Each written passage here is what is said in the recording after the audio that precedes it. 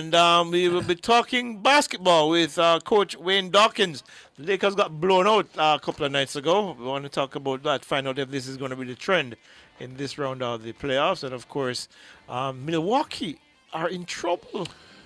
That's what you call it? No. After the break, guys. Okay, welcome back to Sports Nation Live. Lots of things to get through. The NBA, of course, Milwaukee Bucks are on the verge of being eliminated from the playoffs, as well as when the Los Angeles Lakers are game down after being blown out by the Houston Rockets. And, of course, Steve Nash is now head coach in the NBA. Of course, we'll be talking with basketball coach Wayne Dawkins about these recent developments. Wayne, thanks for joining us this evening. Hey, how you doing? Thanks for the invite. It's always a pleasure having you on. Yeah. So let's start with the coaching move first of all. Steve Nash is now a head coach for Brooklyn Nets. Yeah, Nets. So what do you make of that move, given his relative inexperience in a head coaching position? And not only that, that's somebody you know well too, being up there in Toronto. Yeah, I came up with Nash playing after, I was born in Jamaica, raised in Canada. But, I came up with Nash. He's a young boy for me, but, he used to come to the tryouts in Toronto and put some work on us. So I'm very familiar with him. But you know what? He's probably one of the most humble guys I've ever met. And, his work ethic on and off the court and his ability to relate to people. He's got so much things going for him. And, he's a student of the game. He's going to work his butt off. And he's probably been working his butt off to prepare for this opportunity. So I personally don't think, anything's lost in the fact that he doesn't have any experience, because there's so much more he brings to the table. And, Wayne, I was just going to touch on that, actually. I mean, given the fact that, this was a big shock. Nobody expected, Nash to get this coaching gig, and there were so many qualified, black coaches out there. Do you think it's a case of white privilege? It's. I mean, we live in a society where, almost all the infrastructure and some of the biggest, things, industry leading, companies and programs are, they're white, and it's really, really hard not to say that plays a part. But at the same time, I want to be very careful, because I don't want to discredit the fact that, sort of like in the rap world, Eminem, your talent it is what it is. Yeah. You put, like Steve Nash and Eminem, you put them in any circle, and they're going to do work just on their talent, on their work ethic. So it's hard to take that away from him. But at the same, not that the other candidates are not good, but I think it would be almost in the case of Nash, I think it would be almost an injustice to sort of just chalk it up to white privilege when he's got so much more going for him, and he's really paid his dues in other ways. Word is that he had a really great relationship with Kevin Durant, working with him as an assistant coach while on his shooting. Do you think that had a significant role to play in the decision to hire him? I wouldn't doubt it. I mean, the NBA is even more of a players' league now than ever. And not in the sense of the players are making all the decisions, but I think in a sense of that player relationship piece is crucial, because even some of your strong veteran coaches like Pop and, some of the strong veteran guys, they have an incredible rapport with their players. Yeah. And they've learned how to, balance the ego between player and coach, and, in a way that allows them to, like you can look at them, they have, it's almost like there's a friendship there. There's a camaraderie that's like almost bigger than basketball when you see it sometimes. So when you look at a situation like Nash, I think that he'd be an example of that, like where there's a connection he can make with players, and he's already obviously made that with Kevin, and, I'm sure other guys that he's getting ready to coach. So that has to be a factor in that decision.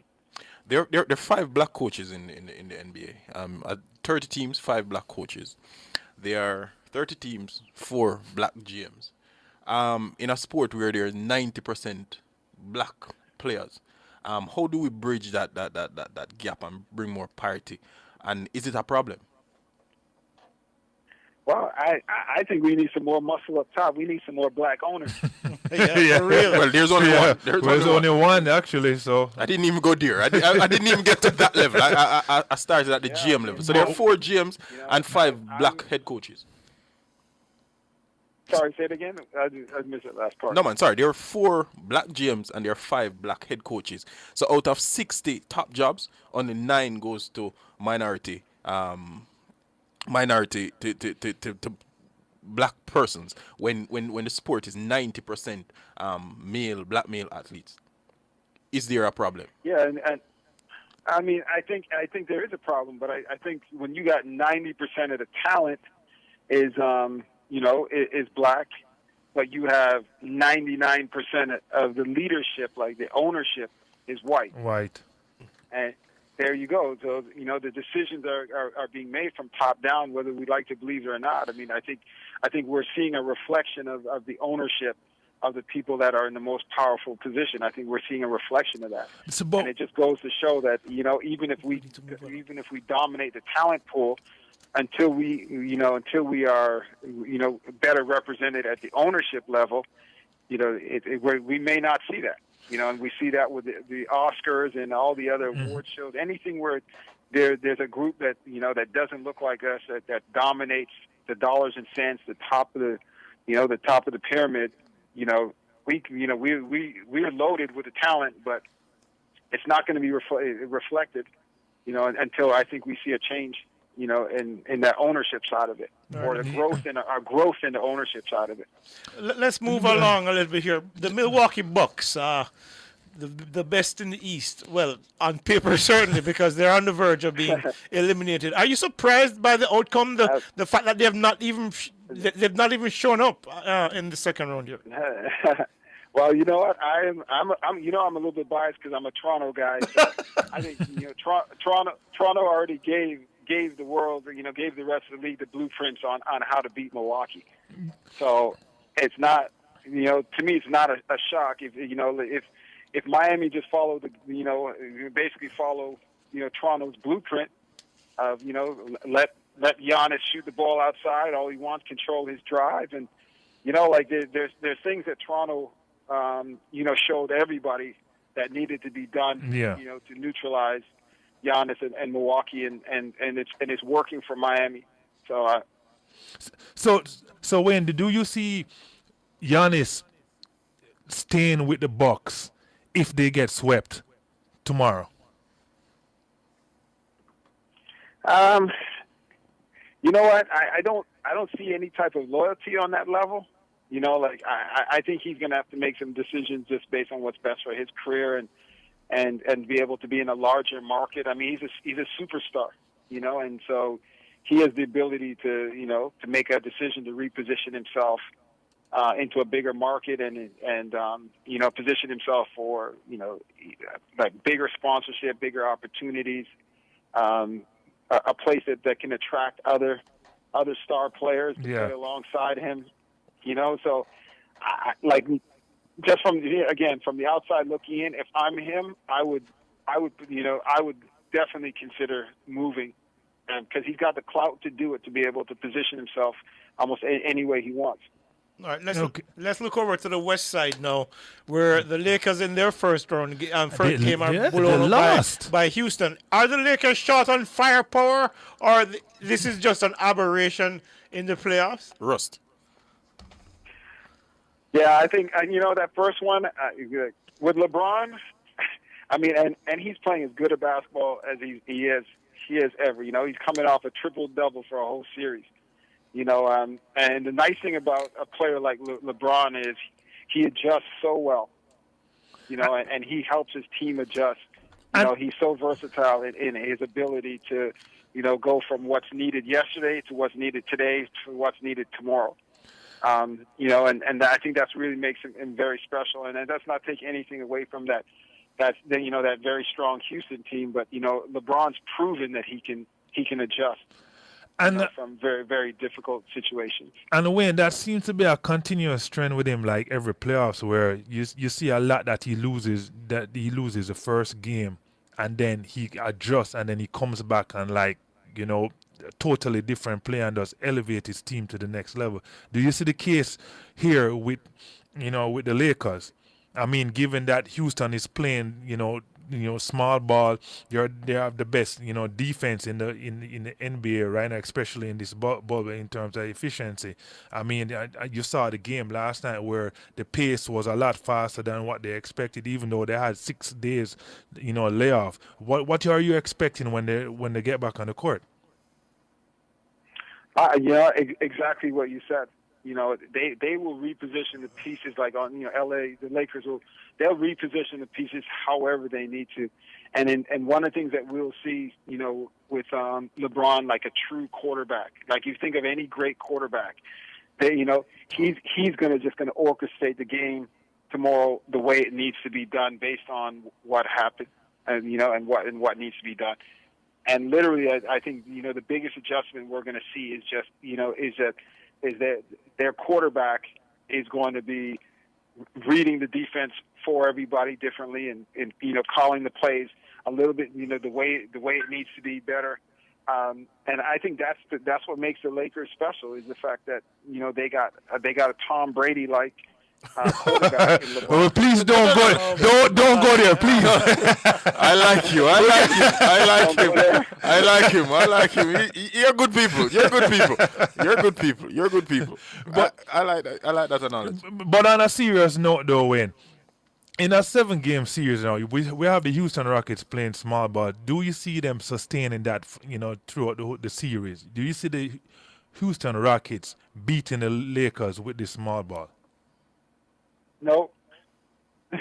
Nope. Because as the series goes on, and fatigue begins to set in, and those rebounds that you got to put in just a little bit more work to get, starts just falling into those 6'10" and 7-foot hands a lot easier. I mean, the games.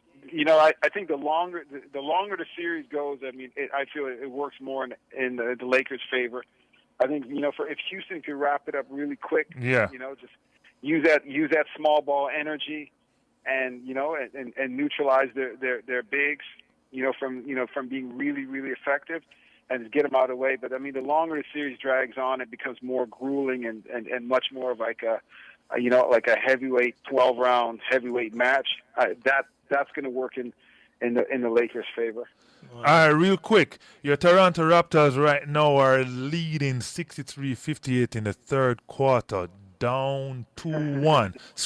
They had to scrape out that win in the last game, that last the buzzer beater at the end.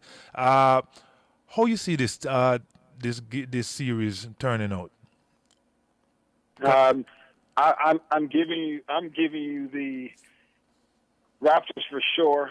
Boston may squeeze out one more if they're lucky, but they have the Raptors on the ropes, and they missed I think they missed their window of opportunity. This is there's something about the Raptors when they get that momentum. There's so much here. These two teams have never faced each other in the playoffs before. It's almost like a historic game. Raptors got a chip on their shoulder. They got a lot to prove. Losing 2 of their best players, and people had counted them out from the very beginning, and now they got some momentum in their favor. It's going to be really tough. Yeah, but let's be honest now. The Boston seemed to be the better team. The last 3 games, even though the Raptors, squeaked out that last, that win right up at the end. To me, Boston seem like they've been playing better, basketball. The defense, but has been sound. that game could be a crucial turner in the momentum. Yeah, it definitely could be. The momentum definitely swung their way. Yeah, But Tatum is playing. Tatum, Brown, they're playing except Smart. But when you got a team like the Raptors on the ropes, you got to squeeze, you got to knock them out, man, because they're the type of team that they're so well coached. They're Yeah. such a smart team. They're such a great defensive team that they can scrap out tough games that they have no business winning, and finish the series off just off of that alone. They have that ability to do that. Okay. So they should have. Boston should have. Boston needed to finish them while they had a chance, and they missed out on that window opportunity. Okay. Lastly, real quick, Lakers, Denver. Oh, you see that one playing out? Clippers. Sorry, Clippers. Hey, you know what? I love Jamal. I mean, he historic. Another Canadian kid, but honestly, With Jamaican connection, I mean, yeah. Kawhi and the Clippers. I can't see it going any different. I'm sorry. I can't see that going any different. Too much firepower. Look what happens when you put two lockdown defenders on Jamal.